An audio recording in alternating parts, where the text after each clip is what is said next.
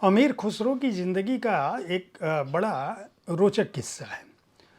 खुसरो साहब कहीं जा रहे थे, रास्ते में उन्हें प्यास लगी। एक कुएं के पास 4 पनिहार ने पानी भर रही थी। उन्होंने एक से पानी मांगा।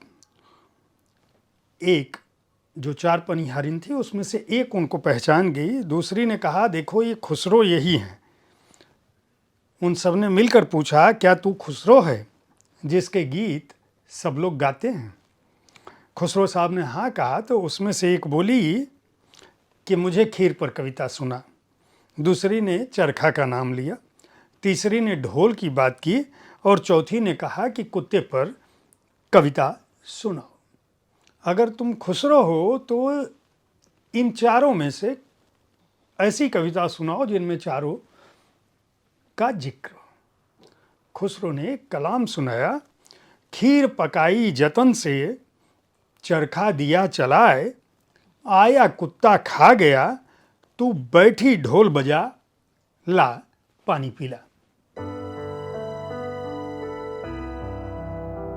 नमस्कार, आप देख रहे हैं साहित्य तक के बुक कैफे का एक दिन एक किताब कार्यक्रम। मैं हूं जयप्रकाश पांडे और आज मैं जिस पुस्तक के साथ उपस्थित हूं उसका नाम है अमीर खुसरो, व्यक्तित्व, चिंतन और संपूर्ण हिंदवी कलाम। इस पुस्तक के लेखक जाकिर हुसैन जाकिर हैं। जाकिर हुसैन जाकिर का जन्म 1966 में देवरिया उत्तर प्रदेश में हुआ।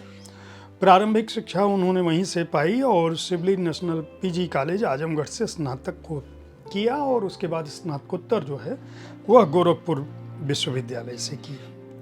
92 में पीएचडी की उपाधि पाई। उनकी प्रकाशित पुस्तकें हैं हिंदुस्तानी मीडिया और उर्दू, खंदा हाल गुल, उर्दू सहाफ़त का आगाज़ और इर्तिका, अमीर खुसरो, तसव्वुफ़, शख्सियत और शायरी। अमीर खुसरो के जीवन और उनकी समकालीन इतिहास पर लंबी कहानी तुर्मती खातून की लेखन प्रक्रिया में है और यह पुस्तक दरअसल अमीर खुसरो साहब के व्यक्तित्व के बारे में, उनके कृतित्व के बारे में, उनके कलाम के बारे में, उनसे जुड़े इतिहास और खोज के बारे में एक महत्वपूर्ण पुस्तक है। वे बताते हैं कि दरअसल अमीर खुसरो के जीवन को किसी एक पहलू से नहीं देखा जा सकता। उनको जो लंबी आयु मिली और उस दौरान उन्होंने जो कुछ सृजित किया उससे न केवल उर्दू साहित्य बल्कि हिंदी का जो वर्तमान स्वरूप है जिसको हम हिंदवी कहते हैं वह भी दिखता है। उनका कहना है कि खुसरो का दरअसल हिंदवी काव्य है, उसको लेकर बहुत सारे शक व शुबहा और बहुत सारे विवाद रहे हैं। इसलिए प्रथम अध्याय में, ये पुस्तक 6 अध्यायों में बटी है, पहले अध्याय में वे इसी बात का उल्लेख करते हैं कि दरअसल अमीर खुसरो का जो हिंदवी रचनाएं हैं उनको लेकर क्या कुछ कहा गया है। इनका कहना है कि अमीर खुसरो साहब के हिंदवी कलाम पर, हिंदवी रचनाओं पर इसलिए तर्क उठाया जाता है कि कहा जाता है कि इसमें अश्लीलता का पुट है। लेकिन वह दौर ऐसा था जब फारसी में जो रचनाएं हो रही थी, फारसी काव्य की शैली भी इसी तरह की थी, उसमें भी अश्लीलता दिखाई पड़ती थी, यानी वह समय काल ऐसा था। इसलिए केवल अश्लीलता के वर्णन पर, उसके जिक्र पर अमीर खुसरो के हिंदवी काव्य को खारिज नहीं किया जा सकता। दूसरे अध्याय में वो अमीर खुसरो की कलात्मक रचना जो है खालिक बारी की बात करते हैं और उनका कहना है कि इस रचना को लेकर भी बहुत तरह के तर्क किए जाते हैं। हिंदवी, अरबी, फारसी, तुर्की का जो शब्दकोश है वह 14वीं शताब्दी में अमीर खुसरो ने ही तैयार किया था और इस दृष्टि से यह हिंदुस्तान में तैयार होने वाला पहला शब्दकोश था। यह भारत में तुर्की, ईरान और बुखारा से आने वाले फारसी और तुर्की भाषा के लोगों की आवश्यकताओं को लेकर तैयार किया गया था। यानी अमीर खुसरो वो पहले रचनाकार थे जिन्होंने बाजार की ज़रूरत को समझा, उसकी आवश्यकता को समझा। लेखक का कहना ये है, यानी जाकिर हुसैन जाकिर का कहना है कि यह भी एक तर्क उठाया जाता है। उनके आलोचक बहुत सारे प्रश्न खड़े करते हैं और इसकी प्रामाणिकता पर बात करते हैं, लेकिन मेरा यह मानना है कि समय काल और परिस्थितियों के चलते भले ही इस रचना का अधिकांश हिस्सा विलुप्त हो गया हो, लेकिन आप यह नहीं कह सकते कि यह अमीर खुसरो की रचना नहीं है। तीसरे अध्याय में वो अमीर खुसरो तसव्वुफ एक परिचय देते हैं। उनका कहना है कि जैसे हिंदवी पर सवाल है, खालिक बारी पे सवाल है, उसी तरह से तसव्वुफ जो है वह खुसरो का विवादित विषय रहा है। उनके परिचय, उसकी इतिहास की व्याख्या, मध्यकाल का प्रारंभ, जिस तरह से फारसी कवियों के लिए तसव्वुफ उनके आकर्षण और आत्मसंतुष्टि का विषय था, उसके लिए सूफी होना आवश्यक नहीं था। जिस तरह से शराबी न होते हुए भी बच्चन मधुशाला जैसी कृति लिख सकते हैं, उसी तरह से बिना सूफी हुए भी तसव्वुफ के विषय पर कविता की जा सकती है। और इसलिए यह अध्याय महत्वपूर्ण है, जिसमें अमीर खुसरो के तसव्वुफ की बात करते हैं। अमीर खुसरो के आश्रयदाता वाले खंड में जाकिर हुसैन जाकिर इस बात का उल्लेख करते हैं कि अमीर खुसरो ने अपने लंबे जीवन में 7 सुल्तानों और 4 सूबेदारों के साथ काम किया। वे जटिल संबंधों के साथ रहे। अमीर खुसरो के साथ एक बड़ी बात यह थी कि वो युद्ध के दौरान भी गए, लेकिन उन्होंने केवल उन युद्धों में हिस्सा लिया जहां सीधे सीधे सुल्तान हिस्सा ले रहा था, यानी वो किसी सेनापति द्वारा चलाए गए किसी भी युद्ध अभियान का हिस्सा नहीं रहे।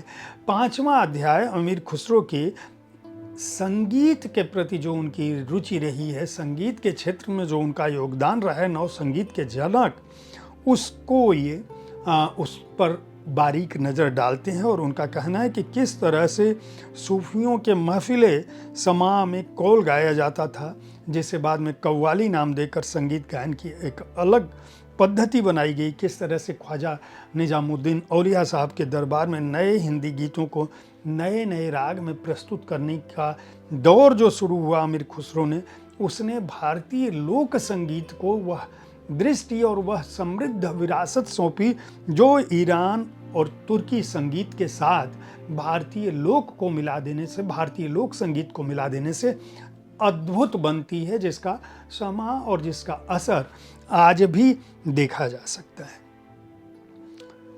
लोग कहने के लिए कहते हैं कि अमीर खुसरो साहब एक दरबारी कवि थे, लेकिन उन्हें यह समझना चाहिए कि अमीर खुसरो एक सैन्य योद्धा के रूप में भी महत्वपूर्ण, जिसकी बात मैंने किया कि अपने आश्रयदाताओं के लिए वो युद्ध अभियानों में भी भाग लेते रहे। इसलिए अगला अध्याय है जो ये बताता है कि अमीर खुसरो और उनका सैनिक अभियान किस तरह का था।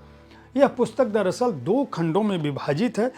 दूसरा जो खंड है वह हिंदवी काव्य का संपूर्ण संकलन है, और उस संकलन में पहेलियाँ भी शामिल हैं जो दिया, नाव, पतंग, अंगिया इत्यादि शीर्षकों के साथ उपलब्ध हैं। इसके अलावा उनका फारसी काव्य, जहाँ हिंदवी के शब्द भी जिनमें शामिल हैं, जिसमें हिंदुस्तान का प्रेम झलकता है, वह भी इसमें दिखाया गया।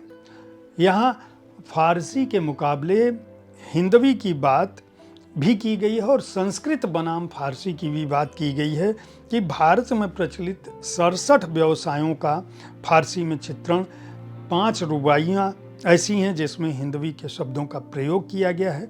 भारतीय भाषाओं का और भारतीय ज़मीन के किस तरह से जानकार रहे हैं अमीर खुसरो, उसका भी उल्लेख इस पुस्तक के लेखक बहुत ही विस्तार से करते हैं। वो कहते हैं कि दरअसल अमीर खुसरो बड़े कवि थे या सूफ़ी थे बड़े, या सूफ़ी अमीर खुसरो थे या कवि अमीर खुसरो से बड़े थे। कौन बड़ा था यह समझना बहुत ही मुश्किल है, लेकिन हमें यह मानना होगा कि 700 पहले अमीर खुसरो ने जिस लोक भाषा में अपनी कविताओं को रचा था।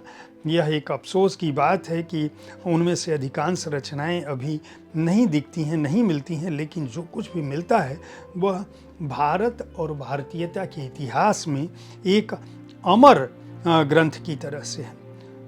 क्या कुछ लिखते रहे हैं आमिर खुसरो साहब, इसके बारे में खुसरो के चाहने वालों को बताने की ज़रूरत नहीं है, लेकिन जो लोग आज हिंदी, उर्दू, फारसी तमाम भाषाओं पर आपस में टकराहट करते हैं, उन्हें जानना चाहिए कि आज के 700 वर्ष पहले भारत की लोक को, भारतीय संस्कृति को, भारत की परंपराओं को, भारत की सभ्यताओं को किस तरह से अमीर खुसरो ने न केवल देखा था बल्कि उसे संजोया था। पहेलियाँ हों या मुर्कियाँ हों, सामन के गीत हों या नज़में हों, चाहे कविताएं हों, अमीर खुसरो हर जगह अपनी छाप छोड़ते हैं। यह पुस्तक भारत की दो बड़ी सभ्यताओं के सम्मिलन के जो प्रतिनिधि कवि हैं अमीर खुसरो के व्यक्तित्व पर, कृतित्व पर एक विशिष्ट दृष्टि डालती है। इस लिहाज से मैं पुस्तक के रचनाकार जाकिर हुसैन जाकिर को बहुत बहुत बधाई दूंगा और राजकमल प्रकाशन समूह को भी बधाई दूंगा कि उन्होंने इस पुस्तक का पेपरबैक संस्करण 450 रुपये मूल्य में उपलब्ध कराया है अमीर खुसरो साहब के प्रशंसकों को। अगर आप अमीर खुसरो के बारे में जानना चाहते हैं तो हाल के दिनों में उन पर पढ़ी गई यह एक बेहद शोधपूर्ण और बेहद जानकारी परक पुस्तक है। इसे अवश्य खरीद कर पढ़ें।